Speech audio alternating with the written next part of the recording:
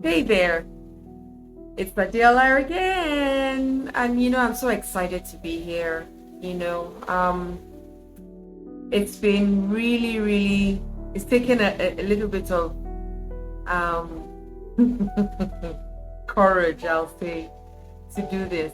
But maybe not just courage. It's just, telling myself so many different things. I mean, I'm like, okay, if I do have to do videos, then I have to wear makeup, then I have to, but I just said to myself, you know what? Some days I'll wear makeup, some days I won't.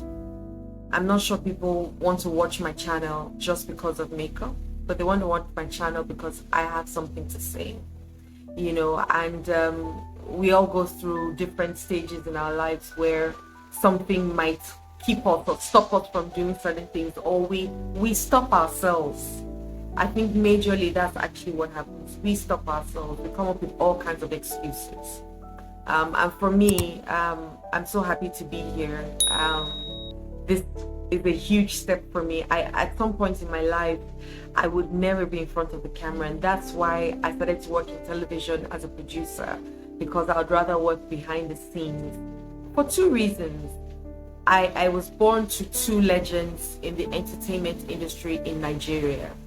And so I just used to feel like I would be the one to bring that press on them. Don't ask me why. I just had that feeling. And then what also now started to happen was that every time they'll talk about my father or my mother, or every time they'll talk about me, they will say daughter of, right? And so they will always connect me to them. And that for me really was something I wasn't very comfortable with, because I didn't want to be associated that way, and I didn't want to be the one to bring any kind of negative press on my parents. And so that limited me. I could have been a phenomenal actor, or one of the very popular ones as at today. I mean, it's not too late, of course, but that stopped me because I wanted to be able to say to myself, okay, I can keep my stories to myself without people putting it out there in the open. That has changed now, hence me being in front of the camera today, but I'm happy with all the kings and queens that I've made. I'm excited about them, and I'm really proud of what they've been able to do with the opportunities that have come their way. However, it's my time now, and so my time here is to speak words of encouragement, words that transform, words that heal, words that help people. And that's my story. I'm a life giver and a kingmaker. So the last 2 weeks, the last two episodes, I'm not sure if you're watching it every week or watching it every day, and that's why I keep either saying week or episode, is that we started to talk about telling the most empowering story about yourself. And I said there are 5 W's in creating an empowering story. So the first one we dealt with was what? What are we trying to create? And what we're trying to create is the most empowering story about you. Then the next W was who? Who is the story about? Who is our target audience? Who are we speaking to? What do we want them to feel after they read or hear our stories? Who do you say you are? Your identity. What's your identity? Who do people say you are? Because we're going to teach people how to treat us. And when we're done with this story, we're going to reintroduce ourselves to the world. And the world has no choice but to accept us for who we have created ourselves to be. Yes. And that's what has happened for me, and really helped me as a person, because I'm able to look at any situation and say, okay, what do I want out of this? Who do I need to become to achieve what I want? What's my end result? What's my goal? What do I want to achieve? Right? All the others will fall in place once I know what I want to achieve. That's my result, and who I need to become. So I need to maybe create a character for myself to be able to go through that process. And most times I want to create the most empowering character. I want to say, this is who I am going to be. I'm going to be peace. I'm going to be this. I'm going to be full of joy. I'm going to be patient. I'm going to be open. I'm going to be excited. I'm going to be grateful. Yes, That's how I create my own intentions, and it's called segment intending. And so I create those intentions beforehand, right? And so today we're talking about when. So we know the what, we know the who. Today we're talking about when. When is this story meant to be birthed? When is this story meant to be created? When is it happening? Time, day, month, year, when? When was the last update? When can you expect to learn more? Those are some of the questions. When can your viewers expect to get an update? When? You always think of the when. When will the effects be felt? When?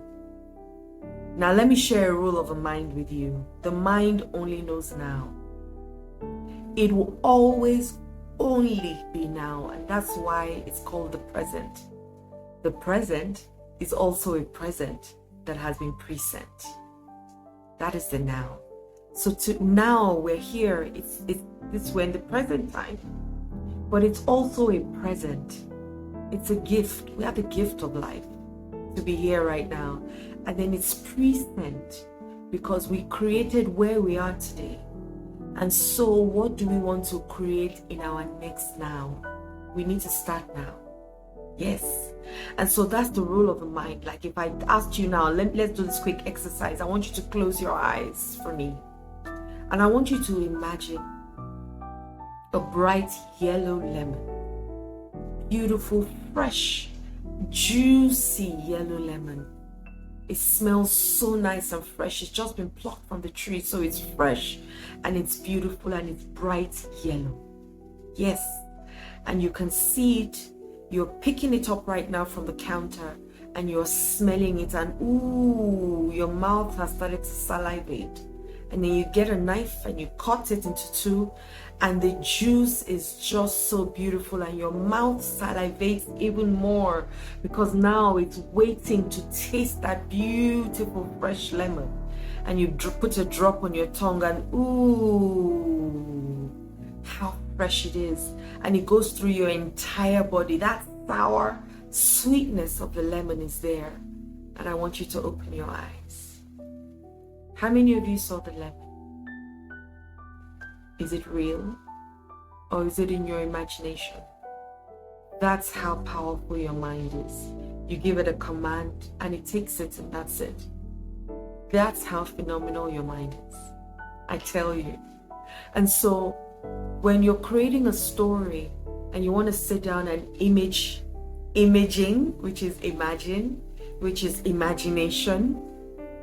So you want to image in, and with the words that we speak, create a picture. So if I say, think of a red car, a red Benz, a red GL Benz, you're seeing it immediately. Is it actually there? No, but I said the words and your mind went straight to a picture. Now, do not think of a red Benz. Actually, do not think of a red Benz. Guess what? You are still thinking of the Benz, aren't you? You know why? Because your mind doesn't understand the word not. Whether it's there, whether when you say, I will not steal, all it's hearing is I will steal. But can you say what you will then do? I will be content with what I have. Right? That's the opposite of I will not steal. So can we focus on that? So where? When is it happening? It's now, the present. So when you're writing your story, you're writing it as though it is happening now. I am the vice president of XYZ. I earn $300,000 every month. I live in a 3-bedroom apartment in Banana Island, tastefully furnished by Sujimoto's. I've got a BQ with 2 rooms, a swimming pool, and a chef in my house. I've got cleaners. I've got a driver, a brand new white Toyota Lincoln, a Jeep, black interior, soft leather with, can you see how I'm saying it? It's because it's happening now for me. I fly all around the world, touching lives, sharing opportunities, transforming lives, raising billions of wholesome people all over the world, starting with one person. It's happening now. So when you're writing your story, you're writing about it happening now.